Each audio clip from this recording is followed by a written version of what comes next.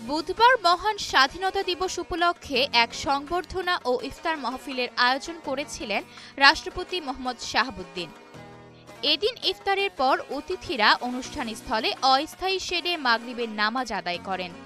বঙ্গভবনে রাষ্ট্রপতি সহ আমন্ত্রিত অতিথিদের নিয়ে নামাজে ইমামতি করতে দেখা যায় সেনাপ্রধান জেনারেল ওয়াকারুজ্জামানকে। এই ঘটনার একটি ছবি ইতোমধ্যেই সামাজিক যোগাযোগ মাধ্যমে বেশ ভাইরাল হয়েছে।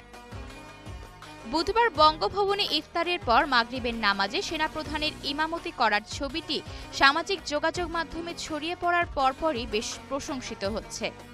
ছবিটিতে দেখা যায় রাষ্ট্রপতি মোহাম্মদ শাহাবুদ্দিন ইমামের পেছনের চেয়ারে বসে নামাজ আদায় করছেন। সেনাপ্রধান জেনারেল ওয়াকারুজ্জামানের ইমামতিতে নামাজ আদায়ের ছবি ইতোমধ্যেই নেটিজেনদের মন ছুঁয়েছে। ছবি শেয়ার করে সেনাপ্রধানের প্রশংসা করছেন সবাই। এমন দৃশ্য বাংলাদেশ সেনাবাহিনীতে বিরল। মাগরিবের নামাজে শুধু রাষ্ট্রপতিই নন, রাষ্ট্রের অন্যান্য গুরুত্বপূর্ণ কর্তা ব্যক্তিরাও নামাজ আদায় করেছেন।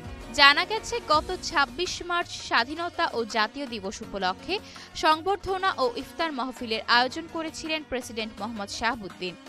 বঙ্গভবনে অনুষ্ঠানে বিভিন্ন রাজনৈতিক দলের নেতৃবৃন্দ, কূটনৈতিক ও বিশিষ্টজনেরা অংশ নেন। আয়শা অর্থী, নিউজ ডেস্ক, গ্লোবাল টেলিভিশন।